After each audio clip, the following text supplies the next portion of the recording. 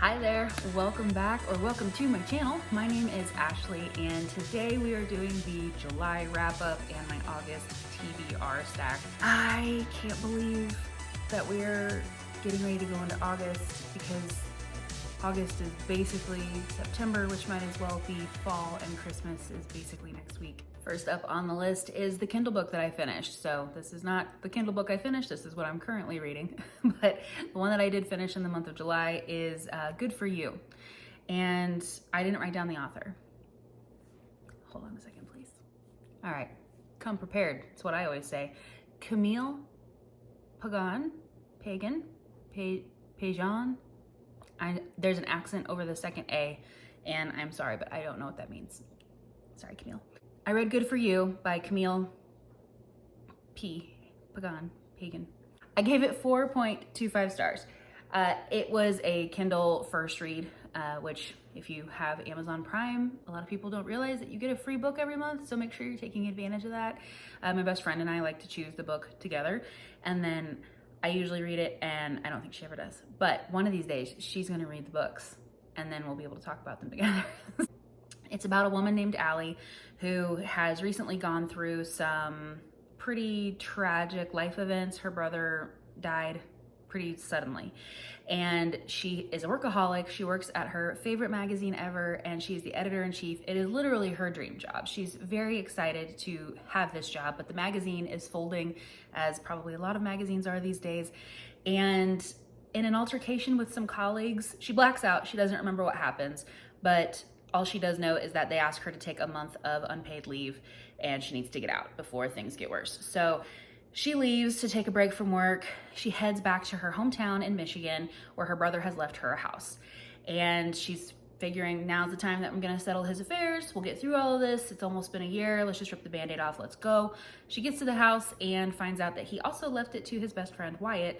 It's a bit of an odd couple situation. They are on opposite ends of the spectrum with cleanliness and kind of just enjoying one another's company. This is enemies to lovers. It is about grief. It is about mental health. There is a lot of childhood trauma that comes up in this, so that does rear its head towards the, it's interspersed throughout the book.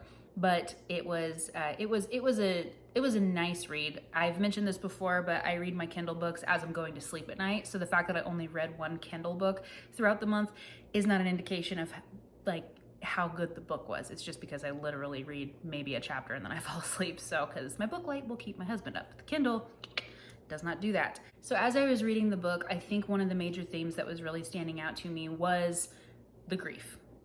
The way everybody handles grief a little bit differently. And for Allie, she really had thrown herself into her job. But when her job was taken away from her and she was forced to deal with her feelings towards her brother's death and what that means for the future, and how now she is alone without her brother, without her support system. Her parents are really not in the picture. Her dad's definitely not. The mom does come into play later. That is one of my gripes about the book, is the mom.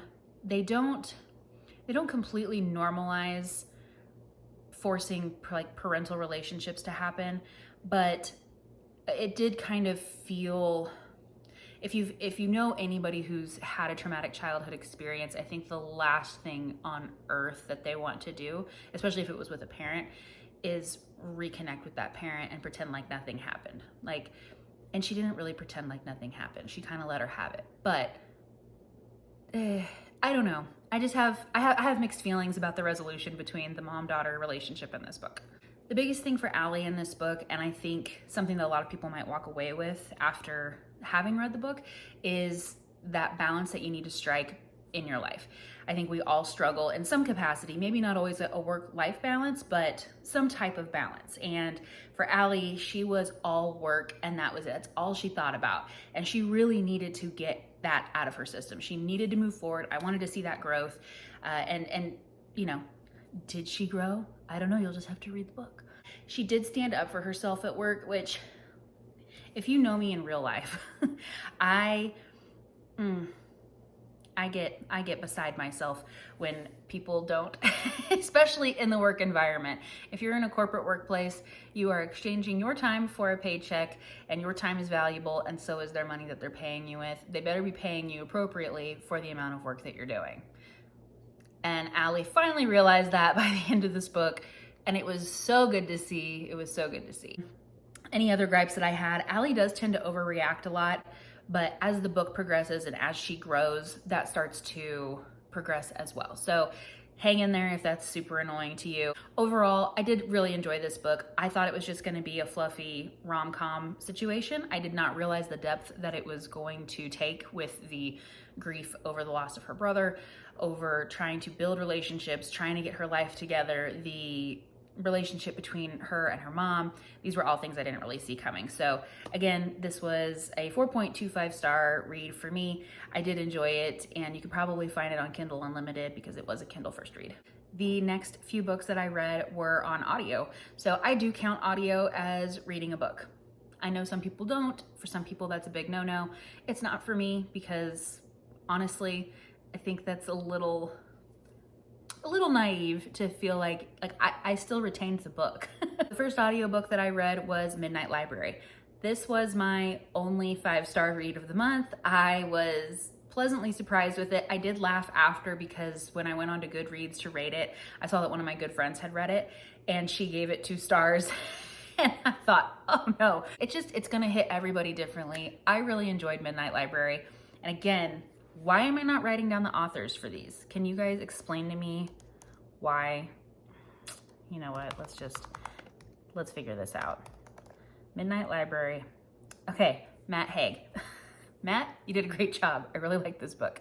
Midnight Library is a literary fiction. It does have a lot to do with mental health. Essentially, the main character, Nora, you watch the first part of the book is her going through a day in her life where she literally loses everything that she feels she has to live for. By the end of the day, she has nothing left, no one that needs her. She's just done. So she takes matters into her own hands and appears in the Midnight Library. And a helpful librarian is there to show her all these volumes of books, thousands and thousands of books that are different parallel lives. A choice that she took here might have led to this path or this path or this path. So she has the ability to live these lives. So she can grab a book from the shelf, she can open the book, start to read the page, and she will appear, bam, she's in that life. And it's a fascinating premise because I think who among us has not wanted to think maybe that there was an alternate universe out there that we live in and how cool it would be to see how that life might have played out. The theme of this book really is that no one's life is perfect. Every life that you could possibly live is hard. It's just you have to choose your level of hard, you have to choose your level of happy, you have to choose what you're gonna do with it. And this all really does boil back to mental health. It did feel like it's basically a therapy session. There are takeaways with it. The whole first part of the book was really difficult to get through. I was crying. So I did stop the audiobook for a couple of days because I thought, okay, if the book is gonna continue like this, I don't think I can. But I did, I persevered, and it was worth it. I really did like this book a lot. I think it's a nice reminder. I think for anybody who might argue that the book, didn't really resonate with them, that's totally acceptable. I mean, it's acceptable if anybody ever doesn't like a book that you like, but for me, I really enjoyed it. Now, my friend that gave it 2 stars, she had her reasoning for not enjoying it with a 5-star read like I did. And perhaps it was because I read it on audio too. She read the physical copy. There's always a difference there. The final comment I have on this book is it really did seem to me like one of the themes that started to come up towards the end of the book was never underestimate how your small actions might impact somebody else's life in such a huge way. If you read the book, you will understand what I'm talking about when it comes to a couple characters that Nora would interact with on a daily basis, and just kind of how without her in their lives turned out different. And maybe it's for the best, but maybe it's not for the best. So again, 5 stars, Midnight Library. I did rent it through, is it renting? Or you're borrowing, you borrow from the library, come on.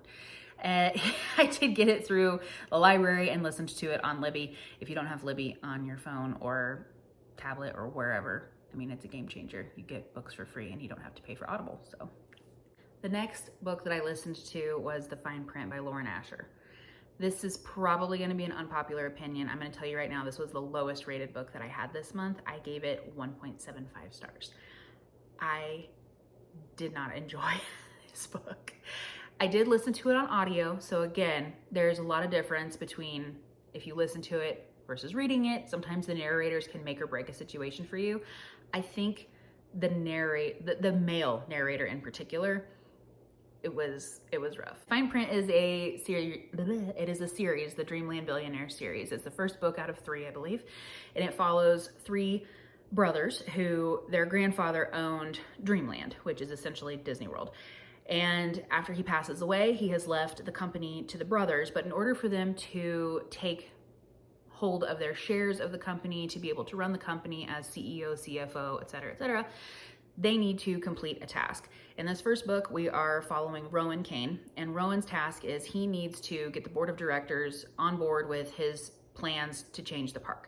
He has to present at the end of 6 months a plan and hope for the best. If it fails, if it doesn't get approved, then it goes to his dad. His dad is not a good person. There is some more family struggles here that they go a little bit into. On the flip side, we have our female main lead, who is Zara, and she is a Dreamland employee who has a lot of big ideas, and she doesn't shy away from telling anybody her thoughts on things, which I love. But she's a little bit of a hopeless romantic. She's been burned in the past, and she ends up working alongside Rowan, and you can guess what happens from there. This is a grumpy sunshine trope, and when I say grumpy, I mean like grumpy cat times infinity. I'm not actually sure Rowan was a human being. The lack of feelings this man had, I couldn't quite grasp it. It was something. The narrator's voice was terrifying. So this is a dual point of view. We do have a male narrator and a female narrator. The male narrator sounded terrifying. His voice was actually scary. It was very, very low. And so you would have Zara who would come on and she would talk in her normal tone. And then you'd get Rowan.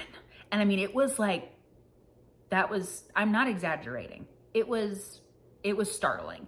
And this book is also kind of known for its steam. So the steam factor on this is through the roof. I think having someone read you these moments makes it even worse, because the steam was the worst part of this book for me. It was so cringy, and there would be times where you just see the brokenness in these people, and I don't know if they were written this way on purpose, but as I'm listening to them, I'm going, oh my gosh, they both need so much therapy.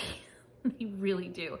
He would say something disgustingly sexual to her, and in her mind, she literally would go, oh my gosh, he thinks I'm pretty.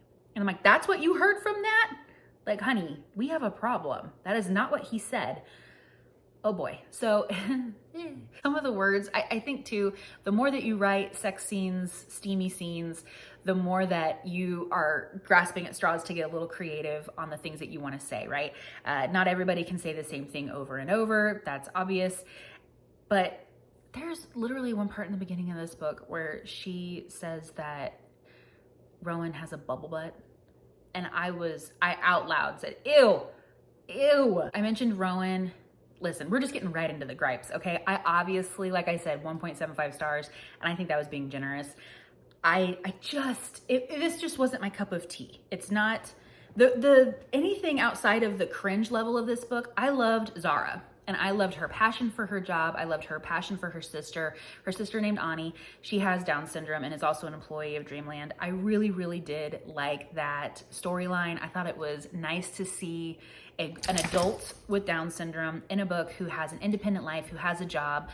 It was really nice. I love Zara's love for her sister and her family. They're all a very close-knit family. I did like seeing that. Okay, Rowan. So there was the good stuff. Rowan, as I mentioned earlier, I think he might be an alien. He does not know what it's like to be human. He could ask somebody a question, and if he said, hello, how are you doing today? And they said, oh, hey, Rowan, he would immediately just go, answer the question. I can't tell you how many times in this book he said, answer the question, or how many times he tensed his jaw. Like, if you're gonna clench your jaw, again, This is the same thing as men growling in books. Why are we growling? Don't clench your jaw. Like, that's terrifying. Again, like, if someone clenches their jaw when they're talking to you, like, it better be because they are literally holding themselves back with restraint. But in this book, it was just any time that Zara did something that he didn't relate to. She is not a billionaire. So if she couldn't afford something and he thought she deserved it, or she should be able to afford it, he would clench his jaw. And I'm like, you don't get to get that level of mad over the fact that she's just a normal person with a regular paycheck. It was, I don't know, it was bizarre to me. I couldn't with that. And that does lead me into this next gripe, which was, I love a good billionaire book, okay? Yes, pick the lady up, fly her wherever she wants to go. I love a good random trip to Paris for some dinner. Great, fantastic. This book, though, really took it to, I didn't love the storyline of him really flexing his billionaire status at some point. I'm not even gonna tell you what happens in case you decide to read it. But I will say it just didn't, I don't know, it was a bit much. It was a bit much for me. It was too much. And then Rowan is just so controlling, so controlling. He thinks literally every decision he makes affects the rest of the world in such a drastic manner. Like, who do you think you are, bro? I don't know, because people are gonna make choices outside of you, Rowan. You don't control everybody. So because Zara wants to do X, Y, and Z, and maybe A, B, and C happens because of that, it's okay. You're gonna have to lose control sometimes. Oh my gosh, again, we read books because they are fantasy for the most part, okay? I don't expect all of this to be realistic. I do expect people to act like humans, though, and he needs a lot of help. I didn't find any of that attractive in the slightest. That was my mini rant on the fine print that I know a lot of people really, really, really love and they hold dear. My question, though, because we did get to see little glimpses of Declan and Cal, Rowan's brothers. Declan also seems like a bit of a jerk. I'm not too interested in Declan. Cal seems pretty chill. I did enjoy the moments that he was in there. Is it worth reading to get to Cal's book? Can someone please let me know? Next book that I read in the month of July, I'm finally onto my physical TBR, or is it a TBR? It was, but it's been read now. I finally read Malibu Rising. I have been meaning to read this for a very long time. I got this from a Book of the Month Club, and I gave it 4.75, I believe. 4.5, sorry, just kidding. 4.5 stars. It wasn't a 5-star feel for me. I think it didn't hit that way. There wasn't anything in particular that made me not give it that extra half star. It just wasn't that feeling, and that's okay. So Malibu Rising by Taylor Jenkins Reid is about 4 siblings, their parents, June and Mick Riva. Mick is a character from Seven Husbands of Evelyn Hugo, if you have read that. And Taylor Jenkins Reid does a nice job of crossing characters between these books. I do like seeing the worlds that she creates. This is only my second book of hers, so I do know that there are others, and I did see someone's name in here who has their own book now. But I did enjoy this book. It's about, first of all, it is literary fiction. It's about family, it's about growth, it's about more mental health. It's just about finding your voice. And I thought that it was a nice, kind of inspiring book. So we follow these 4 siblings. We have Nina, Jay, Hud, and Kit.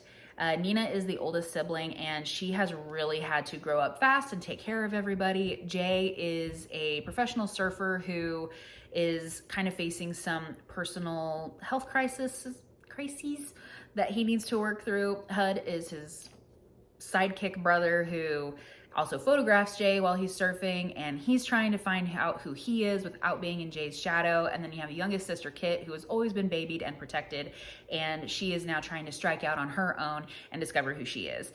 So it was really, as an oldest child, I resonated with Nina a lot, because just watching her personal life, Nina is a world famous model in this book as well. So all her life is in the public eye, and she has to go through some really personal things in the public, which is very unfair for her to have to deal with. Oh, this is also takes place in the 80s, early 80s. What I didn't quite see coming was The main storyline in this, I think, was just about how our families can really bring along a lot of baggage. Even when they're not trying to, baggage is going to be passed down.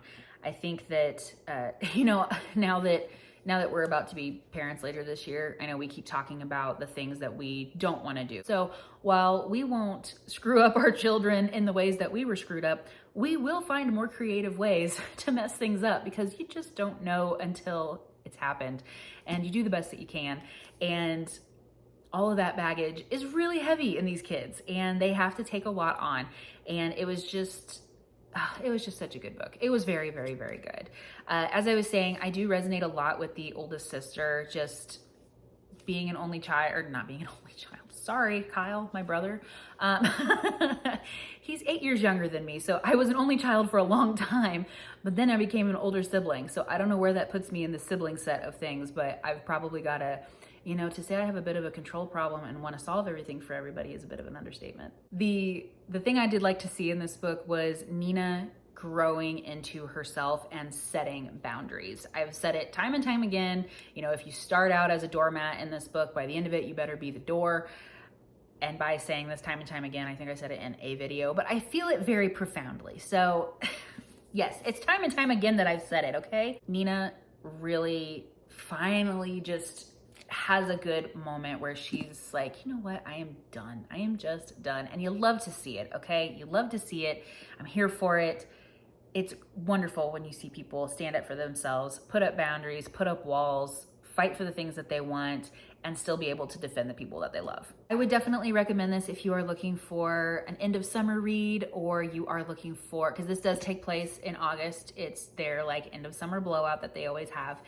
And if you're looking for a literary fiction, for sure, because this, you know, you're not gonna find romance in this. I mean, there's little bits and pieces that talk about romance, but this isn't gonna make you swoon. It's probably just gonna make you mad, but it's still a really good book. I would recommend it. Next in July, I read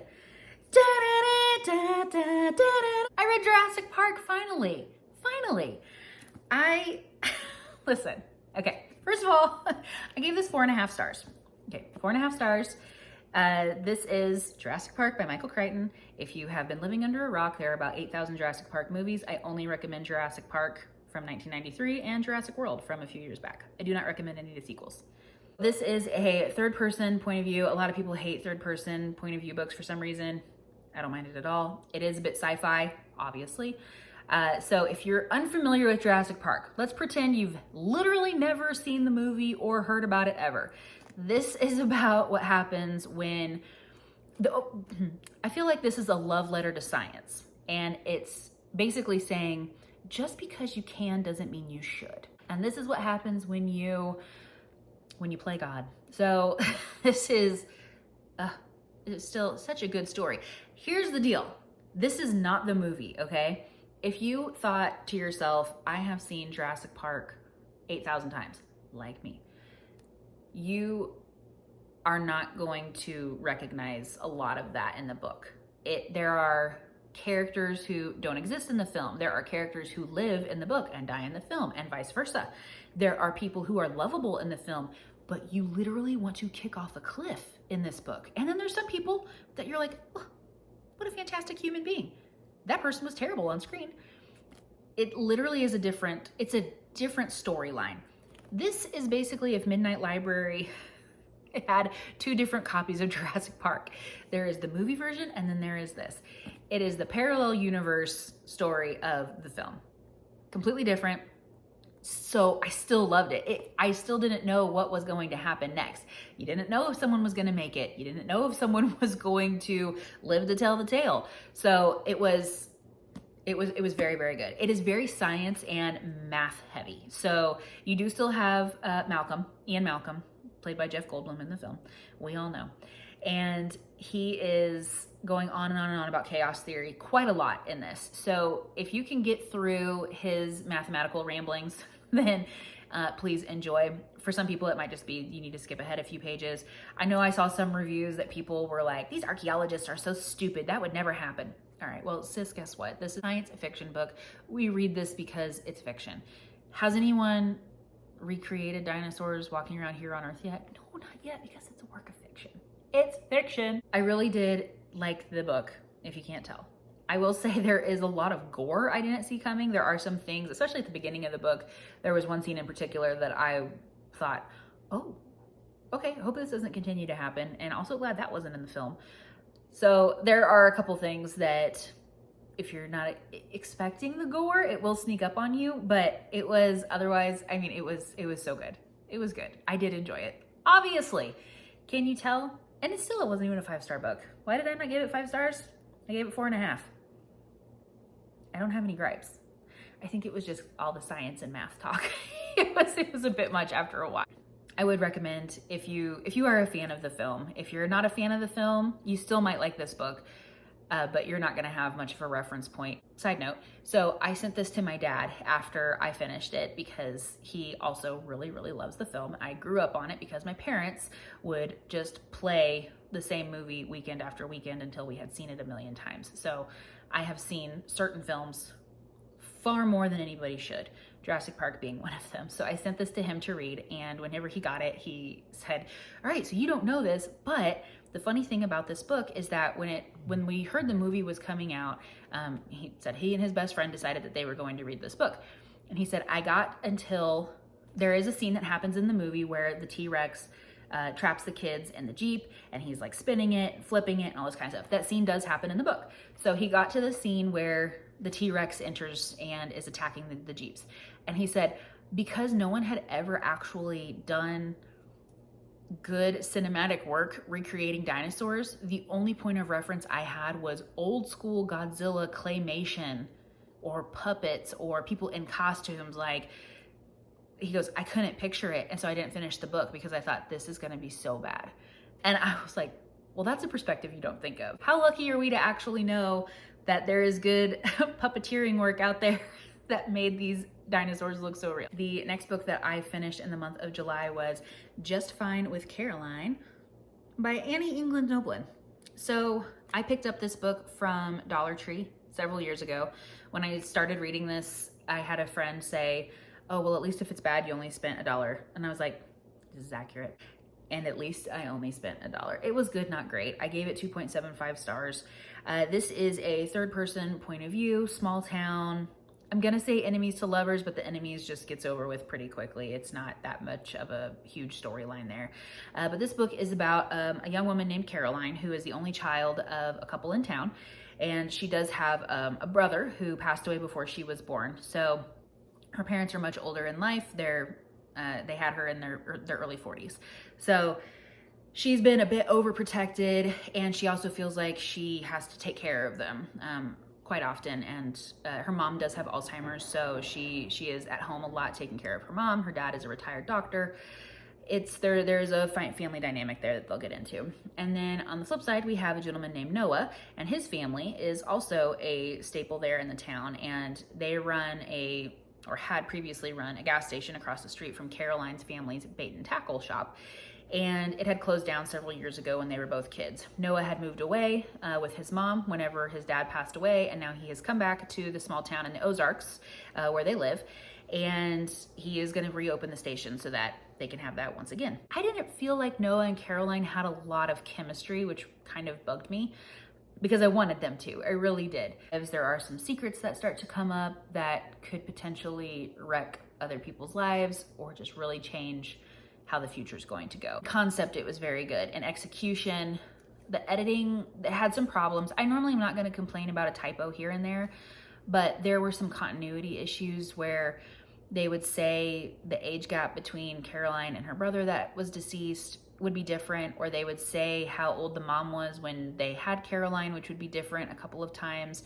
I think at one point in the book she was 45, and then in another she was 40, and another time she was like 38. Like, outside of the editing, this does take place in Missouri, where we are from, and I am very protective over the state. I think as anybody is over their home state, especially if you no longer live there, you do think of it a bit more fondly than maybe if you did still live there. I have only ever been to the Ozarks to vacation. I've never lived in the Ozarks, and I don't know anybody who has lived in the Ozarks their entire life. It is entirely possible that this is how people in the Ozarks speak, but she wrote them a little bit like some backwood hillbillies. and it was frustrating and it felt a little demeaning a few times. Now she is from the area, so she probably knows way better than I do, or she could really just be making a caricature out of people she knows. It made it sound more Sweet Home Alabama than Ozark, Missouri. One of the only things I really enjoyed about this book is that Caroline has a dog named Yara who has 3 legs, and she's deaf. And I think she has 3 legs, right? There is some drama that goes on with the main character, with Caroline's cousin, Amber. Was it Amber Dawn? Ava Dawn. Ava Dawn. She had some issues going on with an ex. It was obviously going to be part of the third act conflict. Okay, things were going to come to a head, and this book is about 350 pages. The conflict happened, I think I was 13 pages from ending the book, and it was over and done with in 3 pages. It should have been more. It should have been a bigger deal. Yeah, didn't love that. Didn't love that. There are more themes of grief in this, and not necessarily, I mean, there is grief with the loss of her brother, but there is also grief with the loss of her mom. Even though her mom is still alive in this book, she does have Alzheimer's, and there are several kind of hard scenes in there. It's never easy to watch someone lose their memory or forget who their child is, or the only thing that they can remember are the lyrics to Mbop, which happened in this book. So listen, I haven't talked about this yet. I love Hanson, and I will for the rest of my life, and I have for most of my life. And I squealed when the scene came where Ava Dawn and Caroline's mom are standing at the sink cooking, and they are singing the lyrics to Mbop. She wrote the lyrics in here wrong. And that was another thing where I was like, all right, I don't throw books, okay? I don't throw books, but I almost did. How are you gonna get the lyrics wrong? How are you gonna get the lyrics wrong to Mbop? My final gripe was, as the book was wrapping up, you know, Caroline and Noah are talking to each other, and the book ends literally on a line from Sweet Home Alabama, a very popular, recognizable line, but it's tweaked slightly so it's not a direct quote from Sweet Home Alabama, and they're not trying to quote the movie. It's being passed off as, you know, her own words. It's an obvious quote from Sweet Home Alabama, and I couldn't. I was just like, all right, you know what? We're done. We finished this book. It's over, thank God. I don't know. I would not recommend. I would not recommend this. This would be a read at your own risk type book situation. Except I read Romeo and Juliet. This was not on my list for the month, but I did have it on the shelf, and after I had finished my other books, I was like, well, this is thin. I'm just gonna read this over the weekend. So I'm not gonna rate Romeo and Juliet because it's Romeo and Juliet. Everybody knows the story, and this is the play. The nice thing that I do like about this is that at the bottom here, in the smaller script, they do have what some of these words mean. Because, you know, do you know that fantasticos means coxcombs? And I don't know what those are. I was a really big fan of the 1996 cinematic masterpiece starring Leonardo DiCaprio and Claire Danes. And as soon as I started the book, I could hear it. I could see it. I knew what parts we were in, and it was just fun to relive it. I did not realize how much Mercutio talks until I was starting to read his lines, and I was like, Mercutio? Like, you don't need to be speaking this much. Like, you're funny, but do you need to talk this much? I don't know that you do. Finally, the last book that I read in the month of July is Instructions for Dancing. I gave this 4.5 stars. This is a YA grief of relationships, growth, frenemies to lovers. I mean, it's a very quick adjustment. Just becoming an adult. The things that we do whenever we switch from being a kid to an adult. As I first started reading this, I was like, I think I would describe this as a magical step up. Instructions for Dancing by, oh my gosh, Nicola Yoon. This is about a young girl named Evie who is really going through a lot right now. Her parents got divorced, and she no longer believes in love the way that she used to. And she was a big romance reader, and now she can't even read her books anymore. So she's gonna go get rid of them. She goes and she takes them to a free little library. Well, she encounters a woman at the free little library who gives her a book called Instructions for Dancing. And this book changes something in her, and she is now able to see when couples kiss, she sees their entire relationship that has happened up to that point, and she sees the future. She can see how it's going to end. This isn't helpful for her because she already doesn't believe in. My alarm just went off and interrupted me. But Evie doesn't really believe in love anymore, and this new magical power of hers to see that people's relationships constantly are always ending is not helping. She wants to get through this power. She's trying to get over it. Her best friend Martin tells her, you know, maybe you were handed this book. It has an address on it. Go see what that, you know, leads you to. Like, you're supposed to be on a journey here. Like, obviously you're supposed to be learning something about yourself. What is it? She ends up, through a series of events, enrolling in being in this amateur ballroom dancing competition with the owner's grandson named Xavier. He goes by X. It's her trying to get over realizing that it is okay to love and possibly lose. It's better than being alone for your whole life. I really loved the way that these chapters were broken up. I am here for a young adult read always, because like I really do love the way they break these things up. Short chapters, some of them weren't even a full page. It would just be descriptions of male lead characters and her thoughts on it. And you know, it would just be little blurbs. I really loved it. There's a lot of text threads in here. I love when texting is in books. I think it breaks things up really nicely, and it takes up a giant chunk of the page. Helps you feel like you're accomplishing a bit more. A big gripe to this book would be that one of the storylines, and you find this out pretty quickly, this isn't a spoiler, you know, the parents' divorce is caused by the fact that the dad cheated on the mom. And throughout the book, I feel like the cheating aspect tries to get normalized. It's one thing to no longer have a relationship with your father because you can't forgive him for what he did. But it's another thing to try to come to terms with it and accept that the woman he cheated on your mom with actually makes him so incredibly happy, and your mom could never have done that for him. And to accept it and be okay with it is what I'm not okay with. I don't know. There's a lot to unpack there, and we don't have time to do that today. By the end of the book, I really didn't see the ending coming. I didn't.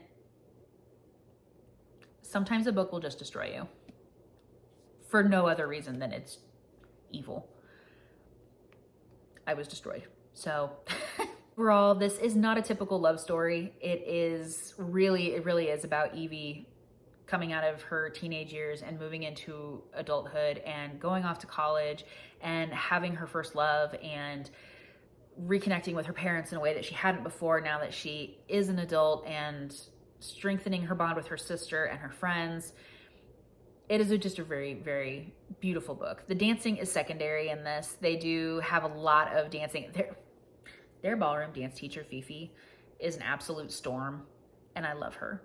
She might have been my favorite character in this book. So if for no other reason, read it for Fifi. She's where the party's at. That was the final book that I read in the month of July. How many was that? Is that 7? No, 8?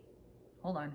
1, 2, 3, 4, 5, 6, 7, 8. Yeah, 8 books. Now on to the books that I want to read in the month of August. I grabbed several. I'm not going to read all of these. I am a mood reader, and it's been nice just having like 4 books that I've drawn out each month that I want to read, but I would like to just be able to pick and choose from a larger group. So I've divided these into a couple of categories. Ones that I was terrified to read. Let's talk about these first. So there are some books on my shelf that I've mentioned that I've had for a very long time, or books that just intimidate me a little bit. So I made sure I chose some of those this month to force myself into that. The first one that I have on here is, this looks a lot, this is 3 books in one, okay? But this is the Janet Ivanovich series for the Stephanie Plum series. It's the first 3 books. So I have read the first 2 already. It would be 3 for the no. 3 to Get Deadly. Sorry, 3 to Get Deadly would be one of the books. I read the other first 2 books so long ago I don't remember a whole lot, so I'm gonna have to recap. The second book in my I'm Intimidated to Read You series is The Mysterious Code, Trixie Belden. So this is a book that was on my mom's bookshelf growing up, and she passed it on to me, and just kidding, my grandma apparently passed it on to me. It might have been on my mom's bookshelf, but my grandma passed it on to me in 1993, and I have not read it. So I was too busy watching Jurassic Park, I think. It's like little Nancy Drew. Has anybody else ever heard of Trixie Belden? Because she's just not a name that you hear. So, and then my last book that I'm intimidated by, East of Eden by John Steinbeck. I have never read a John Steinbeck before, and she's thick, okay? Like, it's a big old book. She's got a big old donkey. 601 pages. It's not as bad as I thought it was going to be, but it does feel on the epic end of things. So I'm just scared of it. Speaking of being scared, how about some thrillers? Segue. So Karen Slaughter, Pretty Girls. Everybody's been talking about this again. For some reason, it is coming around. And I'm like, that's been on my shelf for years. Why is this just now coming up? Who knows? But I feel like I should probably read this one again. And 9 Perfect Strangers by Leanne Moriarty. Yes, I said that correctly. So this has already been made into a TV show. I should have read this a really long time ago. I've had friends that have read it. I am really far behind. Obviously. That's the whole point of me reading my bookshelf, is because I am far behind. Books that I want to read because everybody else is reading them right now. Things we never got over. All right. I did start this on Kindle a long time ago, or earlier this year. So I think I was like 30-something% of the way through. I'll need to figure out where I'm at in this and pick back up. But obviously I hear people talking about Naomi and Knox all the time. I need to finish it. So, because maybe I do want to read about Nash. Maybe I want to get into the second book later. Need to do this one first though. Akamath, okay? This is the last book that I own in the ACOTAR series. I only own the first 2. But for some reason, I've been getting a lot of people talking about this one in particular. I know I need to read it. So I want to read it. I need to read it. All right, I hesitate to even put this on here. Love on the Brain, Allie Hazelwood. I did not like Love Hypothesis. I know that's an unpopular opinion. I couldn't. It was rough. I really hope this is different because I want to support these authors and I want them all to be great and I want to always give positive reviews, but come on. So those are the ones I want to read because everybody else is talking about them. And now on to the books that I just want to read because I feel like it. I've got 3 here. Turtles All the Way Down by John Green. It's YA. He wrote The Fault in Our Stars, Bawled Like a Baby. Read that book twice. I don't usually reread books. He's got a way of making you laugh and cry simultaneously. It's a very impressive skill. This, Cleopatra's Dagger, I don't hear anybody talking about this much. I actually got this because it was a Kindle first read. And I told you earlier that my best friend and I always choose the same book so that we can read it and talk about them later. She didn't want to choose this book. I have a huge thing for Egypt. I grew up obsessed with Egypt. It's like a murder mystery. So, come on. It just looks good. And finally, The Magnolia Palace. So I haven't really heard a lot of people talk about this one either, but I believe it's historical fiction and yes, 1919. So it's historical fiction and I think I'm just gonna really like it. I hope I really like it. So those are the books I would like to read in the month of August. I will not read all of these, obviously. We do have family coming up at the end of this week. So there's definitely no promises on that because they will be up here for a week and I should probably spend time with them since I haven't seen some of them in about 2 years. So, you know, just hang out with the kids, Ashley. You don't gotta, I'll be like, who wants to read with Aunt Ashley and not talk? That wraps up the wrap up. Those were all of the books that I read in the month of July and a list of books that I want to read in the month of August. I hope you enjoyed. If you did, please like, comment, subscribe, all the things that you know how to do on YouTube. I appreciate it very much. I started this channel and I'm not telling anybody about it. So if you got here and you're watching it, it's because you actually found me organically, which is super fun because like I said, I've told no one that I've started this channel. Until next time, I appreciate it and I'll see you then. Bye.